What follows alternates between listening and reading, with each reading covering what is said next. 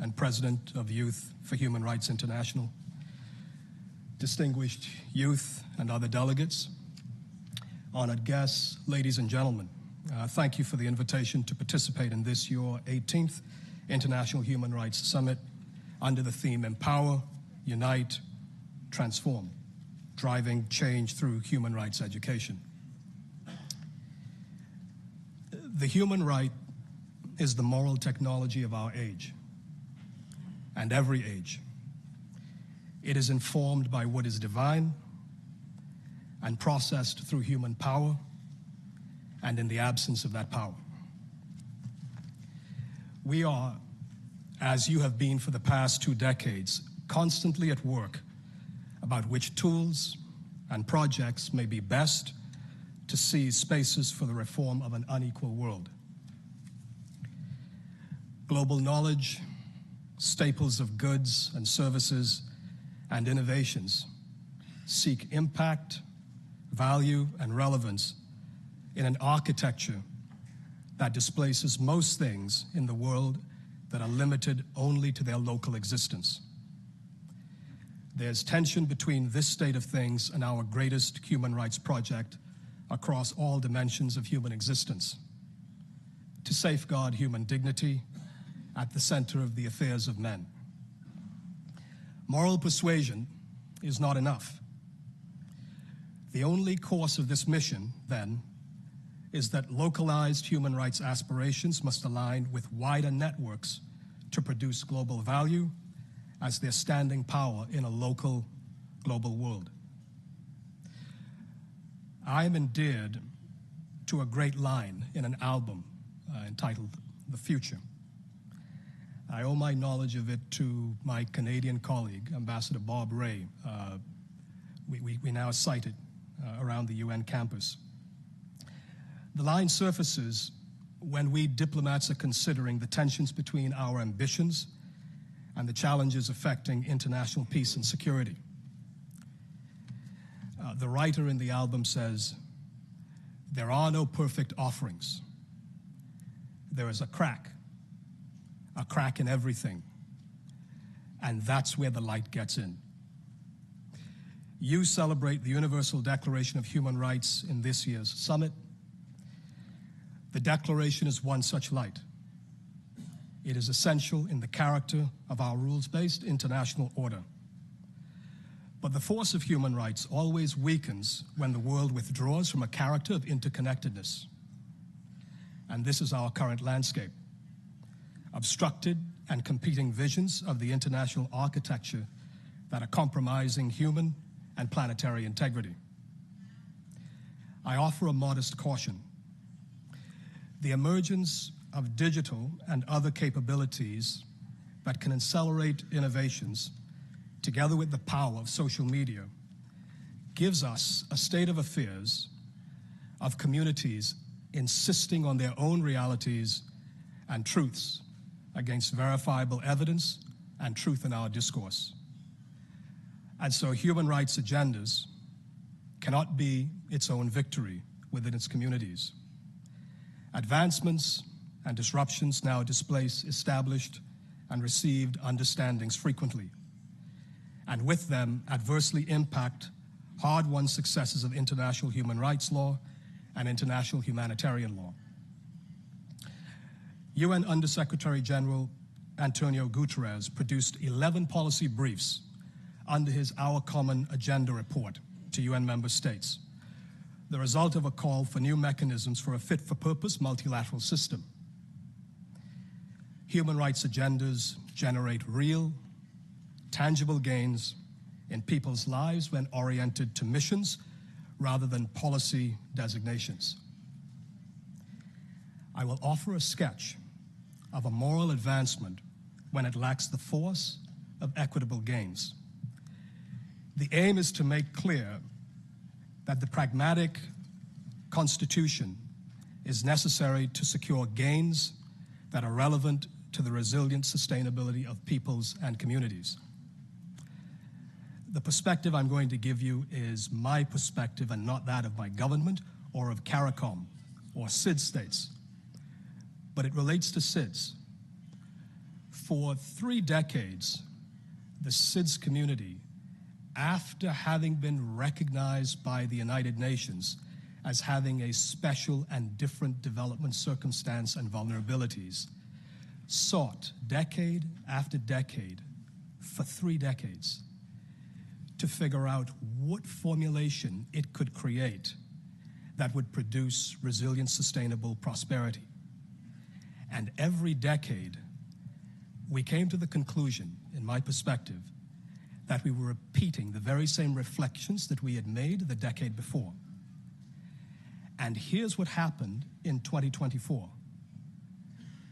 There is a recognition by the international financial institutions that SIDS countries, who are now framing ourselves as big ocean states, have natural assets that are relevant to international financial institutions.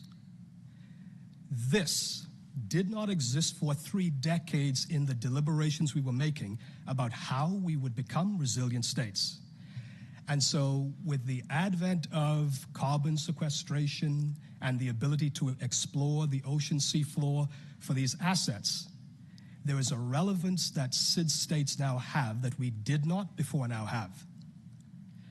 It took not the production of global knowledge, not the production of tools or supplies or goods, but natural assets in our seafloor that has given the SIDS community this relevance. And I believe the same applies to human rights. You have to find that thing outside of the successes of human rights frameworks themselves that will give you a global value that furthers your agenda. And so, what do we do about our human rights projects, like the Universal Declaration of Human Rights, and the set of outcomes to be delivered at the Summit of the Future? In 1997, the then United Kingdom Foreign Secretary Robin Cook presented the government of that time to the international community as engaging in what he termed ethical foreign policy. That commitment enhanced the Global South's agenda to balance the power of the Security Council at a time when the majority of the Global South wanted rules to create tribunals to address threats to international peace and security. A distinguished jurist, Chile Ibo Osuji, former president of the International Court of Justice, he cited in a 2022 article more than 140 years of conflicts that have advanced international law and international humanitarian law from 1648 to 1994, from the principle of neutrality to the reinforcement that heads of state are not immune to prosecution before international tribunals. You will see here that the greatest protections of human rights have consistently emerged from periods of destruction of human communities and conflict. In our immediate vision, our siloed and yet overlapping conflicts for the commonality of theme in disintegration of communities destroying lives and futures is this. I will refer to Alan Greenspan.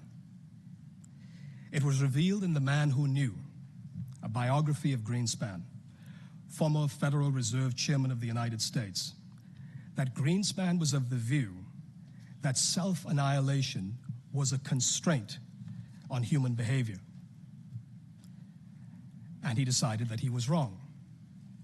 As we are, human nature would have it, according to Greenspan's interpretation of the financial fallout that gave rise to the 2008 global recession, that a zero-sum revelation would simply be used as a fulcrum for new advantage. We currently have an enabling spirit in communities around the world that is gaining impact against all forms of inequality and abuses of power. In this environment, I want to encourage you that the contest to win is to produce innovations that directly restores human potential as a viable goodwill global agenda. It is happening slowly, but civic society has evolved into an institutional global commons of humanitarian relief.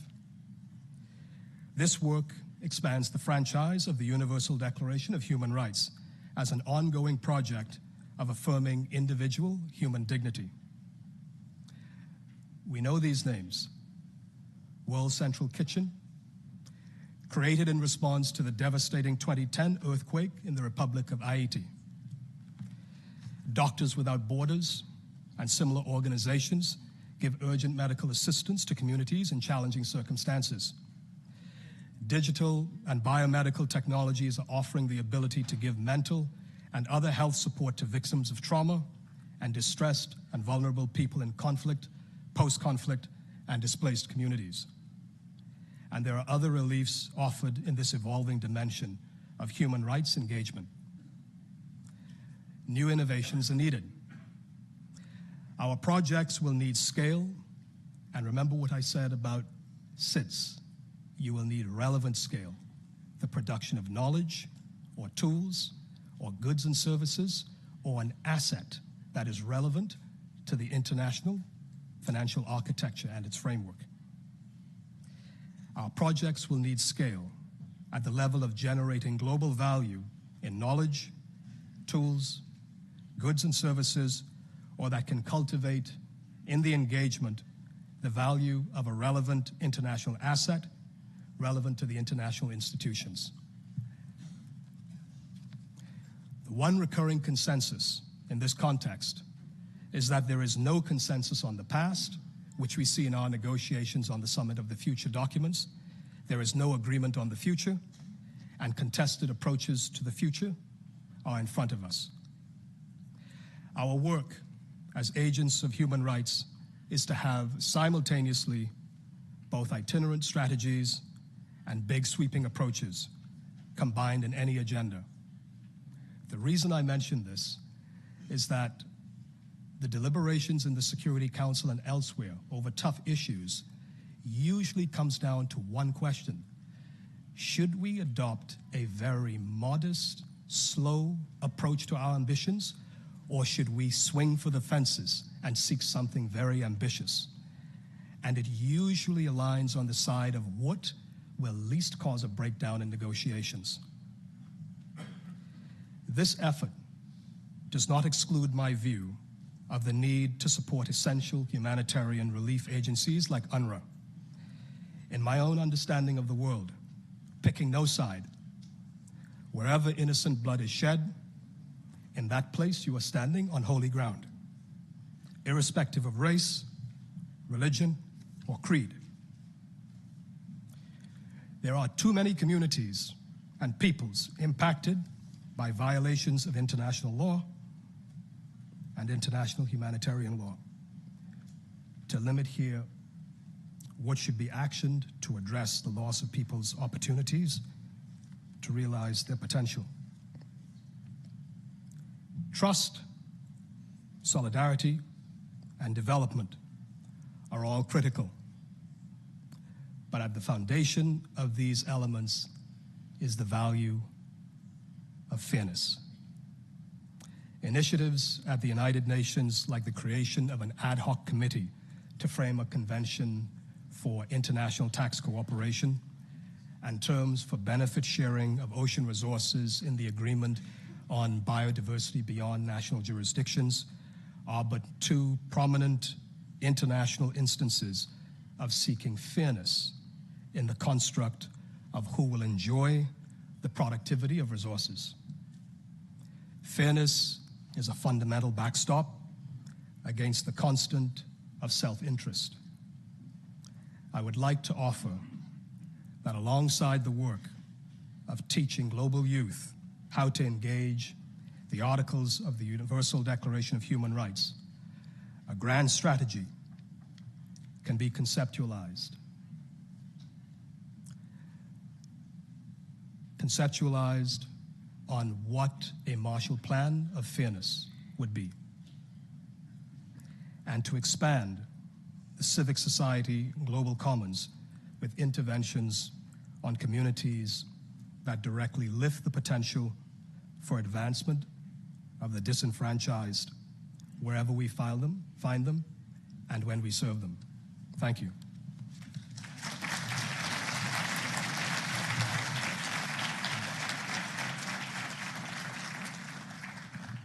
Beautiful. Thank you, Your Excellency.